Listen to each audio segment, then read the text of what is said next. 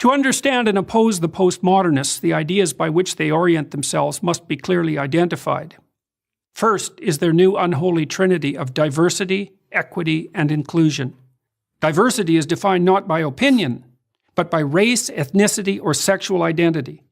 Equity is no longer the laudable goal of equality of opportunity, but the insistence on equality of outcome. And inclusion is the use of identity-based quotas to attain this misconceived state of equity. All the classic rights of the West are to be considered secondary to these new values. Take, for example, freedom of speech, the very pillar of democracy. The postmodernists refuse to believe that people of goodwill can exchange ideas and reach consensus.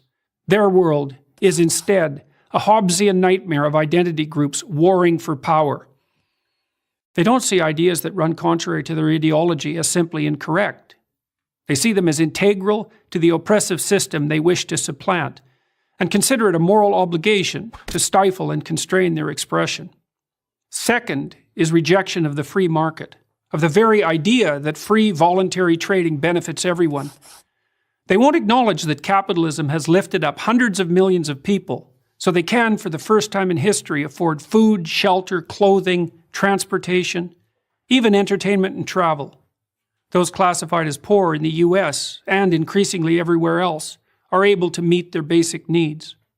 Meanwhile, in once prosperous Venezuela, until recently the poster child of the campus radicals, the middle class lines up for toilet paper. Third and finally are the politics of identity. Postmodernists don't believe in individuals. You're an exemplar of your race, sex, or sexual preference. You're also either a victim or an oppressor. No wrong can be done by anyone in the former group, and no good by the latter. Such ideas of victimization do nothing but justify the use of power and engender intergroup conflict. All these concepts originated with Karl Marx, the 19th century German philosopher. Marx viewed the world as a gigantic class struggle, the bourgeoisie against the proletariat, the grasping rich against the desperate poor. But wherever his ideas were put into practice, in the Soviet Union, China, Vietnam, and Cambodia, to name just a few, whole economies failed and tens of millions were killed. We fought a decades-long Cold War to stop the spread of those murderous notions.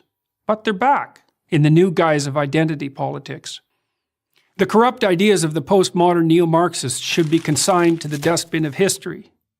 Instead, we underwrite their continuance in the very institutions where the central ideas of the West should be transmitted across the generations. Unless we stop, postmodernism will do to America and the entire Western world what it's already done to its universities. I'm Jordan Peterson, professor of psychology at the University of Toronto, for Prager